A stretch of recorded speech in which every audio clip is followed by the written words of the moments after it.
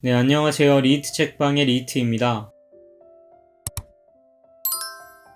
오늘부터 알베르 까뮈의 1부 부조리의 추론부터 4부 시지프 신화까지 차근차근 다뤄보려고 합니다. 이건 정말 오래 걸릴 것 같습니다. 그래서 시지프 신화에 대한 영상은 수요일과 토요일 저녁에 올라가는 영상과 관계없이 꾸준히 올리도록 하겠습니다. 오늘은 1부 부조리의 추론에 있는 머릿말과 부조리와 자살까지의 내용을 다뤄보겠습니다.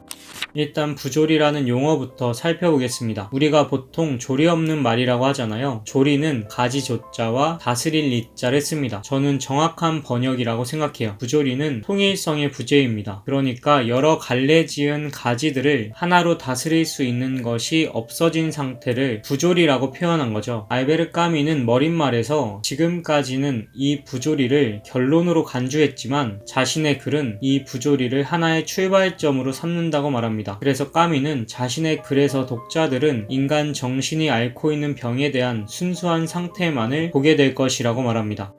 부조리와 자살이라는 장은 이러한 문장으로 시작합니다. 참으로 진지한 철학적 문제는 오직 하나뿐이다. 그것은 바로 자살이다. 인생이 살 가치가 있느냐 없느냐를 판단하는 것이야말로 철학의 근본 문제에 답하는 것이다. 저자는 이러한 문제 이외에 세계가 3차원으로 되어 있는가 또는 이성의 범주가 9가지인가 12가지인가는 중요하지 않다고 말하죠. 전자는 과학적 사고를 말하고 후자는 인식론적 사고를 말합니다. 까미가 이 두 가지 사고가 중요하지 않다고 말한 것은 이것을 증명하기 위해 자신의 목숨을 버린 사람은 단 한 명도 없기 때문이죠. 그러나 사람들은 인생이 살 가치가 없다고 판단하며 자신의 목숨을 끊습니다. 그래서 저자는 이것이 가장 진지한 철학적 문제라고 말한 것이죠. 까뮈는 자신의 글에서 자살을 사회적 현상이 아닌 개인의 생각과 자살의 관계로 다루겠다고 말합니다. 여기서 중요한 게 생각입니다. 그래서 저자는 생각을 하기 시작한다는 것, 그것은 정신적 침식으로 골병이 들기 시작하는 것이라고 말하죠. 이 생각은 삶을 직시하는 명철한 의식을 의미하는데요. 저자는 이러한 생각으로부터 세계 밖으로의 도피로 인도하는 유의를 추적하고 이해해야 한다고 말합니다. 이후 논의되는 철학자들의 생각은 이러한 도피라고 할 수 있습니다. 철학자들은 삶을 직시하는 명철한 의식을 갖추었지만 그때 시작되는 부조리의 감정을 견디지 못해 세계 밖으로 도피합니다. 한 인간이 생각을 시작한다는 것, 다시 말해서 삶을 직시하는 명철한 의식을 갖추었다는 건 필연적으로 이러한 결론에 도달하게 됩니다. 그것은 삶을 감당할 길이 없음을 혹은 삶을 이해할 수 없음을 고백하는 것이다. 여기에서 이해라는 말을 살펴봐야 합니다. 앞에서 여러 갈래 지은 가지들을 하나로 다스릴 수 있는 상태를 조리라고 했죠. 이와 마찬가지로 이해는 다스릴 이자에 풀의자를 쓰는데 이것도 조리와 의미가 비슷합니다. 풀어진 것들을 하나의 이치로 다스릴 수 있는 것을 이해라고 본 것이죠. 본래 자신의 삶은 낯익은 세계입니다. 즉 우리의 각각의 삶은 자신의 삶의 방식대로 통일되어 있죠. 그러나 우리의 삶이 갑자기 환상과 빛을 박탈당한 것처럼 느껴집니다. 이때 인간은 자신을 이방인이라고 느끼죠. 이때 자신의 삶이 낯설어집니다. 삶이 낯설어졌다는 건 우리의 삶이 이해 불가능하게 변했다는 거고 삶의 통일성이 해체되었다는 의미가 됩니다. 이때 돌연 솟아오르는 감정이 부조리의 감정입니다. 알베르 까뮈는 이것을 이렇게 표현합니다. 이 낯선 세계로의 유배에는 구원이 없다. 그에게는 잃어버린 고향의 추억도 약속된 땅의 희망도 다 빼앗기고 없기 때문이다. 인간과 그의 삶, 배우와 무대 장치의 절연, 이것이 다름 아닌 부조리의 감정이다. 까뮈는 이 시론의 주제는 방금 말씀드린 부조리와 자살의 관계를 밝히고 자살이 어느 정도로 부조리에 대한 해결책이 될 수 있을 것인가를 생각해 보는 데 있다고 말합니다. 일단 알베르 까뮈는 철학적으로 고찰해 봅니다. 철학자들은 이 부조리의 공간에 들어섰을 때 어떻게 반응했을까요? 많은 사람들이 이러한 부조리함을 말했지만 그것을 끝까지 밀고 들어가지는 못했습니다. 그저 문학에 속하는 키릴로프와 전설에 속하는 페리그리노스 그리고 가설에 속하는 쥘 르키에의 예외가 있을 뿐이죠. 까뮈는 쇼펜하우어 이야기를 하며 그를 비꼬는데요. 아마 알베르 까뮈는 니체의 선악의 저편 186절을 보고 말한 것 같습니다. 쇼펜하우어가 염세주의자라 할지라도 사실은 매일 식후 플루트를 불었다는 사실을 기억할 수 있을 것이다. 이에 대해서는 그의 전기를 읽어보라. 그런데 잠시 물어보자. 염세주의자가 도덕 앞에서 멈추어서는 신과 세계를 부정하는 자가 도덕을 아무도 해하지 않는 도덕을 긍정하고 플루트를 불고 있는가? 어떻게 그럴 수 있는가? 이것이 정말로 염세주의자란 말인가? 그렇다면 부조리한 감정을 느낀 철학자들은 자살을 택하지 않고 어디로 갔을까요? 까미는 이렇게 말합니다. 내세의 삶에 대한 희망 혹은 삶 그 자체를 위해서가 아니라 어떤 거창한 관념, 삶을 초월하고 그 삶을 승화시키며 삶에 어떤 의미를 주어 결국은 삶을 배반하는 어떤 거창한 관념을 위해 사는 사람들의 속임수. 까미는 두 가지의 길을 발견합니다. 삶은 살만한 가치가 없다고 생각한 사람들이 도달한 두 가지 길은 희망과 자살이었습니다. 어떤 사람은 자신의 목숨을 끊습니다. 그러나 어떤 이들은 내세의 삶과 같은 저편의 희망을 거는 모습을 보입니다. 알베르 까미는 이 지점에서 잠시 판단을 보류합니다. 그리고 그는 이 두 갈래 길 사이에서 버티면서 멀고 구석진 고장에 서식하는 괴이한 식물들을 가까이에서 관찰하는 일을 하겠다고 말합니다. 관찰의 목적은 단 하나입니다. 부조리의 감정은 필연적으로 두 가지 길로 연결될 수밖에 없는 건가? 아니면 이 두 길 사이에서 머무르는 것이 가능한가? 집요함과 통찰이야말로 부조리와 희망과 죽음이 서로 응수하며 벌이는 비인간적 유의를 구경하는 특권적 관객들이다. 그럴 때야 비로소 정신은 기본적인 동시에 미묘한 그 춤의 갖가지 모습들을 예증하고 또 그것들을 스스로 체험적으로 살아내기에 앞서 그것들을 분석할 수 있을 것이다.